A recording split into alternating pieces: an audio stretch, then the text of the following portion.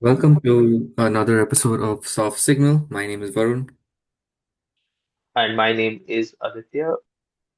and today we are back with another 11 episode that we're gonna do. So, if you've seen a lot of our earlier episodes, we've alternated between gone back and forth between making 11s or making like lists of any some kind. Today we're going to make an 11 or a 12 actually because we have a 12th man as well.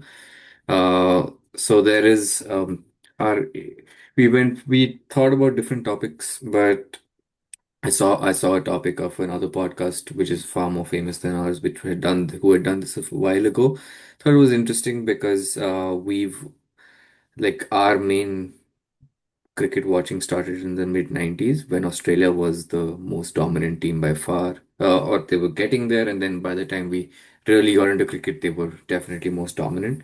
So, for some context, Australia did not lose a home test series between 1993 and 2008. So they lost in 92, 93 against West Indies at home, and then they lost in 2008, 2009 against South Africa at home. So there was a period of 15 years where they did not lose a se- Test series at home, which India almost matched until they lost to New Zealand last year. So that was 12 years.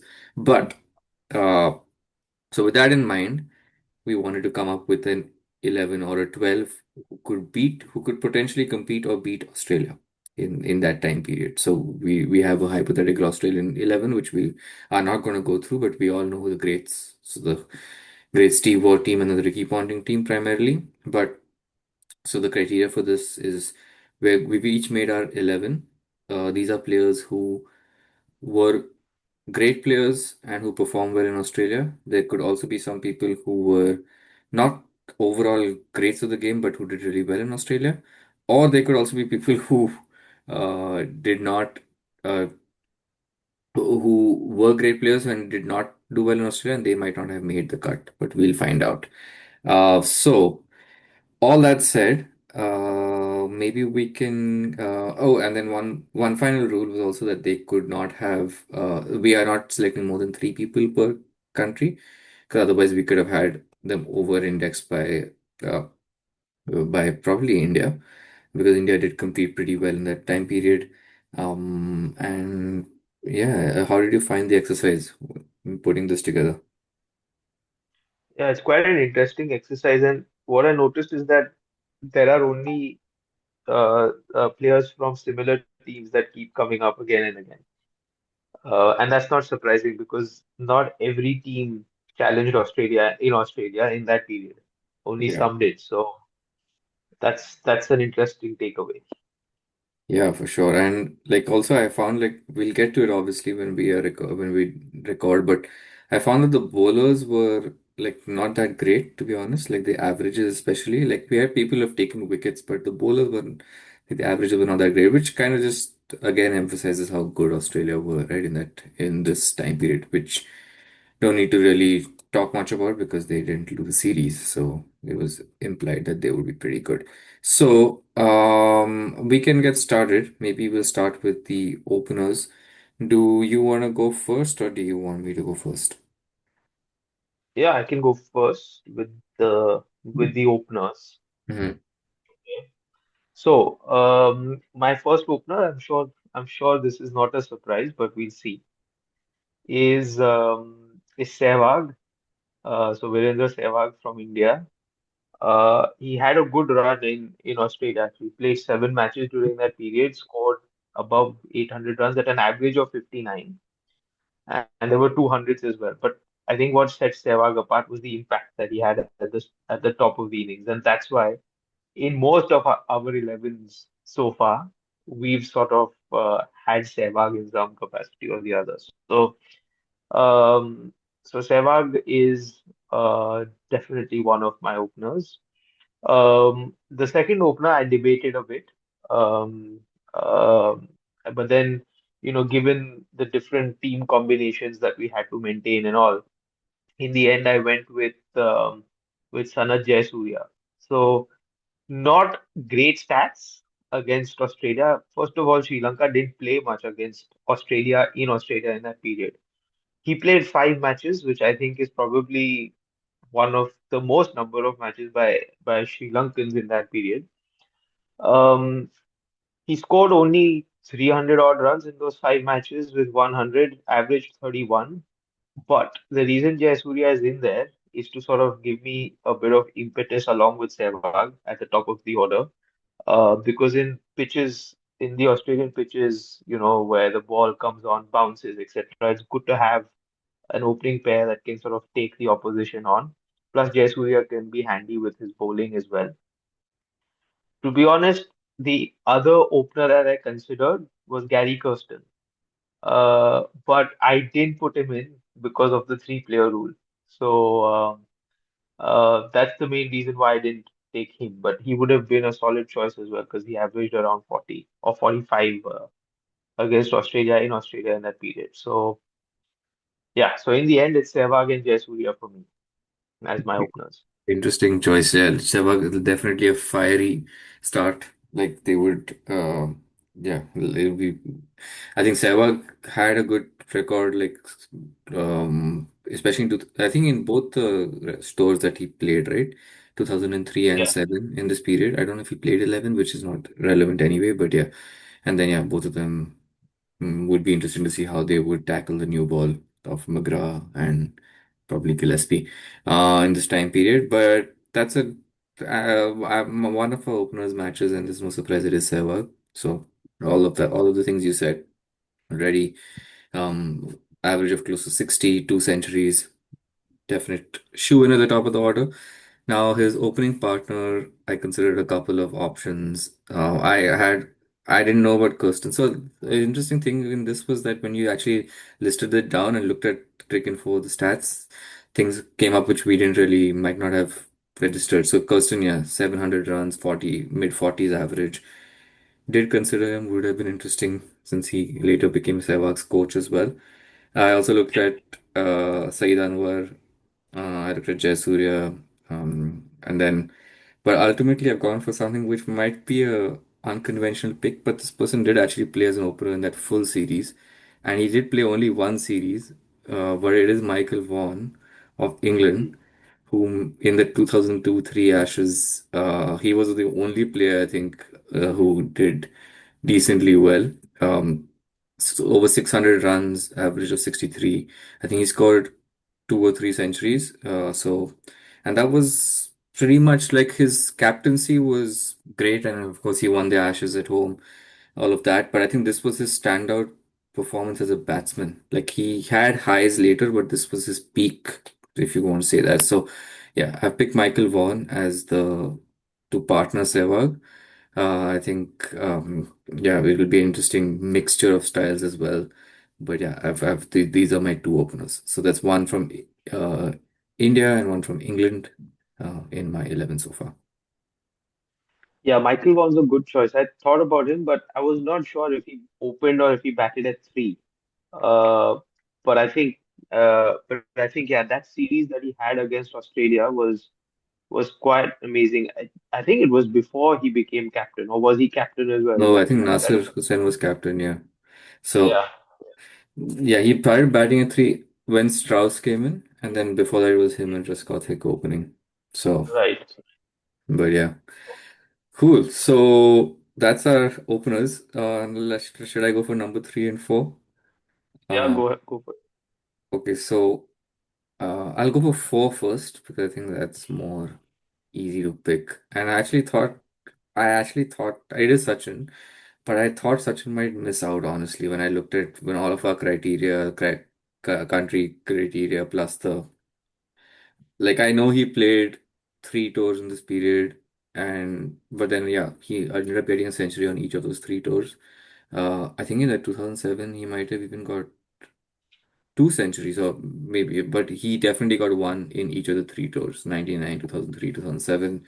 Average of again close to 60, more than 1,000 runs in 21 innings. So yeah, no, there was no real competition, which I thought he might have, but he didn't end up having. Now, as number three, initially thought of Dravid, obviously, because I have a Dravid bias, but also he had that 2003 series. But if you look at it, his 2003 series was the only good. First of all, the country crap also featured in this. Like, that's why I couldn't pick him. But also, his 2003 series was really good. Like, 99 and 2007 were not that great, especially 99. So, I've not picked Dravid. When I looked at some stats, some interesting names came up.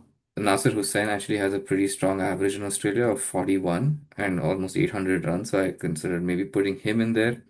But I haven't. I also thought of putting in Grant Thorpe because he has an average of close to 50 as well. But I don't remember, like, I can't see him as a three. So I've gone for the easy choice. I've kind of copped out here. I've gone for Brian Lara, who was not again a number three, and he actually has an average of only 37 in this time period because his 92 innings of double century was more memorable, which would have boosted his overall average. But again, if you look at it, he got three centuries, uh, 90 in each of the three tours, 96, 2000, and 2005. So, and this was he played one expertly. I don't think, especially in the 2000 series where West Indies lost 5-0, no one really performed well, and except him, and he got the double century in the 2005 series as well. So yeah, I've picked Lara. I don't think it was there could have been better choices, but just because of the fit and the batting position, I've gone ahead with Lara. So it is ultimately, after all that talking, it's a very stereotypical three and four of Lara and Tendulkar.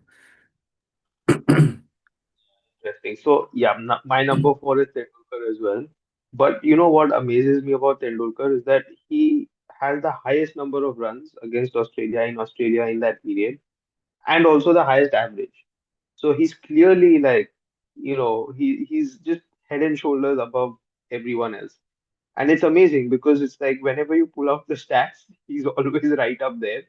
Um, like in any situation against any team. So yeah, it's amazing. So he's my number four. And like you, is the second Indian in my team. Um, my number three is not Brian Lara. It's not Rahul Dravid either, but instead is Jacques Kallis. So I was looking at the stats. Callis, of course, has is super consistent, very solid, perfect for number three. And he has played some part of his career at number three as well. Eventually, went on to become a number four. Um, but yeah, in that period, he's averaged 49 against Australia, scored up 870 odd runs in the 11 matches that he's played, scored 200s as well. And of course, the great thing about Callis is that he'll give you a legit bowling option as well. Like he's going to be my fourth seamer. And he's taken 18 wickets against Australia in Australia. So he can do both. So he's just too valuable a player to miss out. You just have to have him, especially when he's performing, right? It's not an Andrew Flintoff kind of an all-rounder who's done it like just in one series. Callis has just always been consistently good ever since he started playing for South Africa. So Callis is my number three, and yeah, Tendulkar is my number four. So yeah, it's interesting. We've already got two different players in our top four, but I I'll don't pick know the your others number five. later. Is So it yeah, and I'm sure there's Shivdara and Chandrapur is at number 11, of course. so I'm waiting for him. Uh, but yeah, interesting choice. Like Kailas was definitely in the list of potentials for me, so he might or might not appear later. But who's your again the most interesting part that we go for five, six, seven? Go for it. Tell me your composition as well, and then I'm guessing Right, there's a keeper in there because neither of us have picked a keeper yet as well. right. So there is a keeper at number seven. Obviously, my all-rounder is Callis, so that's done. And I also have Jay Surya to chip in. So basically, my number five and six are pure batsmen. So at number five, I have Brian Lara. Now, you've obviously spoken about him. His record in that time period is not outstanding. For that matter, Rahul Dravid's record is better. obviously helped by the 2003 series. But again, I can't pick Dravid because of the player cap. So who's my next best number five? It's probably Lara. So I've gone in for Lara by that process.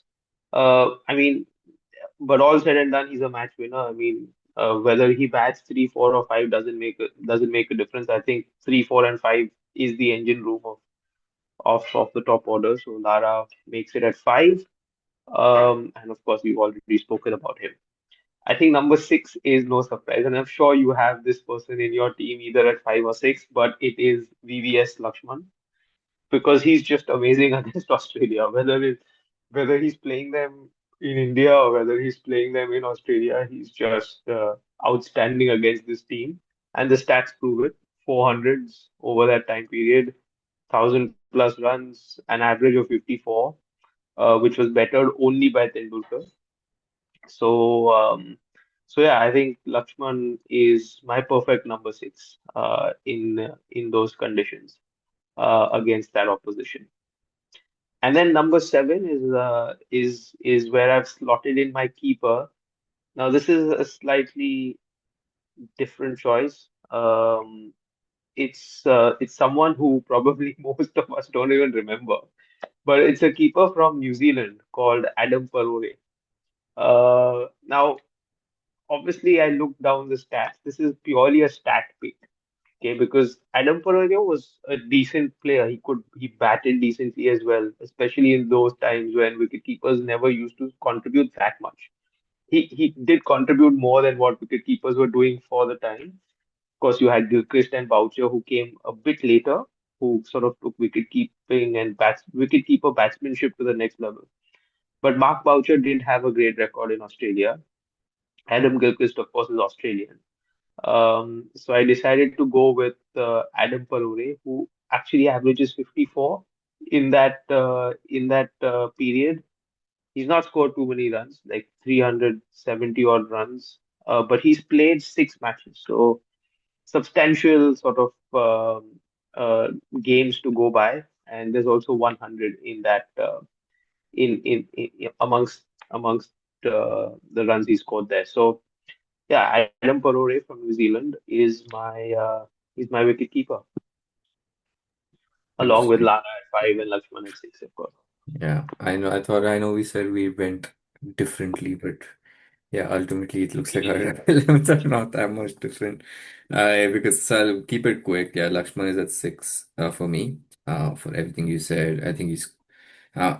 Want to mention that 99 tour where Sachin got 100, but the rest of the batting was so terrible. Lakshman in that last innings, that was his pretty much coming of age innings after before the bigger coming of age innings in Calcutta. But so yeah, Lakshman is number six without a doubt. And then I have Kailash at five. So you had Kailash at three and Lara at five. I will swap them around. But like you said, they can pretty much bat anywhere. And then yeah, he can be an all rounder as well. So I have my all-rounder at five and Lakshman at six. Now the keeper is interesting because I also was surprised by Adam Perore's stats. And then I was surprised by also how bad Boucher was, even though he played two tours. And then I don't think there was any other keeper from any there were like Sangakkara could have been an option, but he played just that one tour at the end, right? So I didn't, and I don't want him to keep in a test team anyway. So I There was MS Prasad. MSK Prasad, yes, of course, and Parthiv Patel and all of the others. But I didn't. I looked at Parore and it just caught me by surprise. But I had already thought of someone else, and I think this person had a better career, a longer career, and played in like played in. He was one of the standout performers of his team as well. So I've selected Alex Stewart, uh, from England. I think he was a captain in one of the 98 series as well.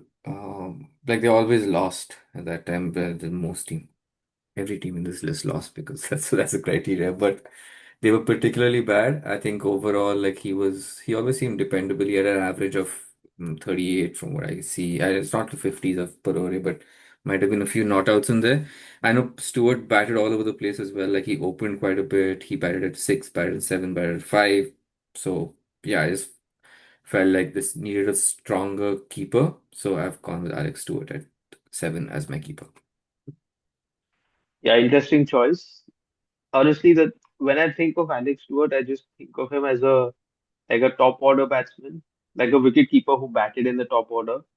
And that's one of the reasons why I didn't pick him to bat at seven. But it's an interesting choice. Of course, Stuart, Hussain, Darren Gough, Graham Thorpe, Yeah. part of that England team that always got hammered by the Australians, whether it was in England or in Australia. So Okay. yeah, but you're right. A dependable kind of guy. Always thought he was older than what he looked because yeah, he was the first cricketer that I had seen with grey hair. Um, at the time. So yeah, Him and but a Andy Caddick. dependable Yeah. and Andy Caddick exactly. Yeah. Okay, so we're into the bowlers now, unless you have another all-rounder, do you? Like a pure No, all-rounder. Okay, so no, it's my turn, but do you want me to go for my I have three quicks and a spinner. yeah. You want me to go for my spinner or do you want me to go for my quicks? How do you want to do it? Well, go for your spinner, then I can go for my spinner, and then we Okay, can fix. so Kumble is out because I've already got my three Indians. So I actually had to think quite a bit about this because the spinners have, like I said at the start, the bowlers have not done too well. The spinners especially have done there hasn't really been a good spinner at all. Like if you look at the stats, so I have the stats in front of me. Kumble has 50 wickets, close to 50 wickets, but an average of close to 40. Dan Vittori has 30 wickets, but again an average of 40. And then there wasn't really anyone else. Like I guess Harbhajan has played a couple of tests. And then there were Murli's record in Australia is not great at all. So for my spinner, I've gone for a slightly unconventional pick. Again, like Parori, people might not remember him immediately, but it's Mushtaq Ahmed of Pakistan. And the reason is because I looked at the stats and he's played only three tests in that time period. They played two tours, he played three tests across them. But the last test Pakistan won in Australia was in 95, 96. They haven't even won, even after 2008, they have, so in 30 years. And he's got nine wickets in that test in Sydney. And he was like one of the reasons they won. And he's got, in his, uh, six innings, he's got 21 wickets at an average of 28. So for a spinner, especially when most of them had averages in the 30s and 40s, to have an average under 30 is really strong. So I've actually gone for Mushtaq Ahmed. I think a really interesting action as well as a spinner, which would be maybe to counter one. So yeah, this is a real pick of a player who would not be strong elsewhere, like overall, but yeah, he definitely fits the bill in Australia performance. Wow, that's an interesting pick. I actually did not come across his name in when I was going through the list. So that's an interesting pick. My pick for the spinner is more conventional. Obviously, Kumble has taken a lot of wickets, but honestly, he was never really that effective. And a lot of those wickets came in that, you know, uh, where he's kind. I remember that innings in 2003 where he picked up 8 wickets but conceded like 140 runs or something like that. So I don't think he was that impactful in Australia. And then you're right, not too many spinners have been impactful in Australia except Australian spinners. So I decided to play it safe in the sense that I decided to pick a finger spinner who would sort of do more of a holding job than a wicket-taking job. And my pick is not surprising. It's Daniel Vettori at number 8. Yeah, I mean he averages 40. Uh, he's picked up 35 wickets, but an average of 40. So obviously not that impactful. But interestingly, he's picked up 5 wicket hauls. So it means that he'll bowl longer spells, do a holding job. So if Australia has scored like 500 or 600 or something, then at least my fast bowlers will not get injured. Vettori can pick up the slack and just do a holding job and pick up wickets, and then hopefully my strong batting order will save the test match. That's of course one scenario. The other scenario would be my fast bowlers blow them away, and then Anyway, so Vettori is my number eight and also my lone spinner. Um, I've got three picks, so should I go for it now? And then you think Yeah, you're go for it. okay. So I've got, oh, and the other thing with Vettori is that he can bat a bit, right? So, in Australia, you kind of need some batting depth and so on. So Vettori can do that as well. Okay, coming to the quicks. 9, 10, and 11. Uh, Even choosing the quicks was not that straightforward, to be honest. I think I think teams have gone to Australia and found that their fast bowlers have just gotten injured at that period in time. So I actually noticed that not a lot of them have played a lot of matches in Australia. Like the batsmen have still played like 10, 11 matches. The fast bowlers haven't really played those many. And obviously, fast bowlers get injured more, and conditions in Australia are pretty tough. And I think in that period of time, people played longer Test match series, right? They didn't play like two or three tests. It was more like four or five. Anyways, that being said, my number nine is Sean Pollock from South Africa. He's picked up 32 wickets. His average is not great. It's 34. But that's the thing. I didn't really come across too many bowlers who had a great average and picked up a lot of wickets. But I've gone with Sean Pollock for his consistency and his ability to move the ball, move the new ball around. And also, not that I'm expecting 100 from him each time, but he's he's a pretty decent batsman as well. So I think if anything, I've got a lot of depth in the batting order in this team. So Pollock's my number nine. My number 10 is from West Indies, the miserly Curtly Ambrose. Um, Honestly, when I looked down the list, I saw Ian Bishop in there, and he's got a surprisingly large number of wickets at a good average, but he played just two test matches, I think. So obviously, it's a very focused sort of performance. Ambrose, on the other hand, he played four test matches, which is not a lot, but like I said, a lot of the fast bowlers have not played that much in Australia. But in those four test matches, he's picked up 19 wickets at an average of 23. And I think we all know the class of Curtly Ambrose. And then my number 11 is also a South African, just like Sean Pollock. It's his partner, Alan Donald, um, who picked up 16 wickets and an average of 28, which included one five-wicket haul. I remember the 2002 series, I think, of South Africa versus Australia. He didn't really perform that much in that series, but obviously before that, he picked up most of his wickets. But yeah, I think Alan Donald probably deserves a place over here. And of course, hopefully, there won't be a situation where I've got Vettori batting with him and they need like 3 runs or something in the final over of the test final over of day five or something because we know what happens or what had happened, albeit in a different format. Um, but yeah, Alan Donald is my number 11, and yeah, that's my three fast bowlers: Pollock, Ambrose, and Donald. Very interesting picks. Very unlike my picks, who are actually Sean Pollock, Curtly Ambrose, and Alan Donald. So, uh, but it was not a straightforward choice, I'll tell you that for sure, because Sean Pollock actually, I considered Wasim Akram as we always do in these 11s. He had under 30 average as well, 19 wickets. I think he played those two series, but Pollock with the bat. His batting average actually is 35 in Australia, which is really strong. So better than some of the batsmen we've seen. So I pick Pollock, and then Ambrose. He only played those four tests because we only consider the 96 tour. But if you look at it's cheating. But if it's the 92 and 88 tours that he played, he has actually got up at 80 wickets in Australia. I think at an average of either very low 20s or under 20. So just for the and he played well in the 96 tour as well. So it was a no-brainer. And then for Donald, yeah, big. He won that 94 test for South Africa as well, even though they lost or drew the series. But that was one their first tour. One held them win a test by 5 runs when they needed 100 to defend 117.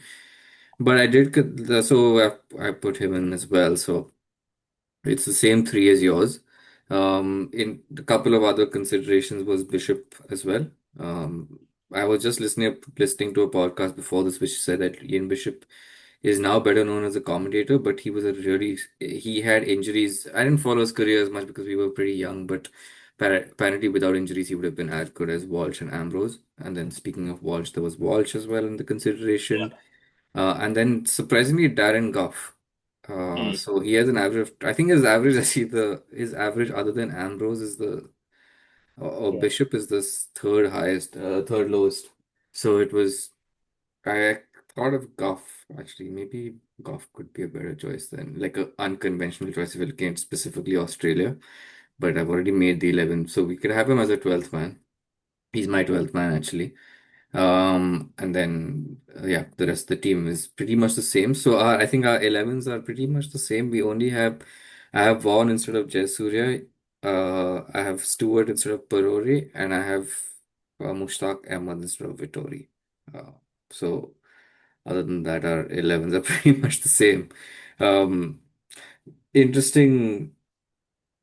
We already mentioned Hussain and Thorpe and Goff. Like a lot of the English team, like maybe just the volume of matches they played, ended up with decent records. I was also considering Flintoff and Cairns. They both have pretty good records, especially Cairns. But then we have Callus already, and then we have Pollock. So didn't really, maybe my team needs one of them because my 9, 10, 11 is really poor batting. You have like Test Centurions up to 9. So yeah. yeah. Um, But you got Pollock as well, no, at nine. I have Pollock, but then I have Ambrose, Donald, and Mushtaq Ahmed. So like Oh yes, of my course. 9, 10, Oh yes, 11 you've is got, weak yeah. batting. So Pollock will bat at eight for you. Pollock Yeah, will bat in it, yeah. So, Pollock will bat but at hopefully with the volume of runs I have in the middle order, it would be interesting to see if this, like, I remember there was a series in 2005 where they actually got this World 11. That wasn't the same criteria because it was the World 11 at that time, and they got absolutely smashed They against got Australia hammered. in the one days and the tests. That there was Yeah, only one test, I think, they got really like hammered. So this concept has happened, but yeah, it's always interesting to put these together.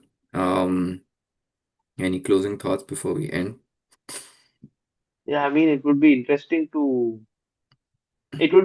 to see more of those kind of matches, right? Like, I guess India is probably the powerhouse now, but like a World 11 versus India, or something like that. I mean, obviously, back in the day, those matches were particularly interesting because the whole concept of players from different countries playing together was unknown. Yeah, But with IPL and all the leagues now, it's pretty normal to see players from different countries play together. So